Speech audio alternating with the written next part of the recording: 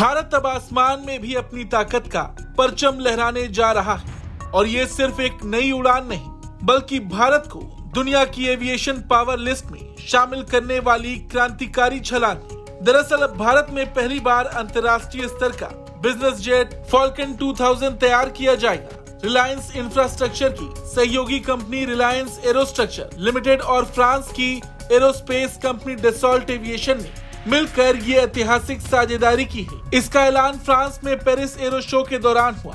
खास बात ये है कि ये पहली बार है जब डसॉल्ट एविएशन फ्रांस के बाहर फॉल्कन जेट बनाएगी। महाराष्ट्र के नागपुर स्थित Dassault Reliance Aerospace limited DRAL plant में अब 4 लाख स्क्वायर फीट में अत्याधुनिक असेंबली लाइन बनाई जाएगी। इस यूनिट में हर साल 22 फॉल्कन 2000 जेट्स बनाए जा सकेंगे। यहाँ तैयार होने वाले जेट्स सिर्फ भारत ही नहीं बल्कि पूरे वैश्विक बाजार के लिए होंगे। डसॉल्ट एविएशन के CEO एरिक ट्रैपियर ने साफ कहा कि ये साझेदारी भारत को ग्लोबल एविएशन सप्लाई चेन में एक अहम खिलाड़ी बनाएगी। इस प्रोजेक्ट में लगभग 1000 करोड़ रुपए का निवेश होगा और ET की रिपोर्ट के मुताबिक भारत में उत्पादन से फ्रांस के मुकाबले प्रति जेट $5 मिलियन तक की लागत में कमी आएगी। फॉल्कन 2000 की कुल कीमत करीब $35 मिलियन होती है और ऐसा करके भारत अब अमेरिका, फ्रांस, कनाडा और ब्राजील जैसे देशों के साथ उस एक्सक्लूसिव क्लब में शामिल हो जाएगा जो अगली पीढ़ी के बिजनेस जेट्स बनाते हैं। और देखा भी जाए तो ये सिर्फ एक कारोबारी समझौता नहीं बल्कि मेड इन इंडिया विजन का सशक्त विस्तार है।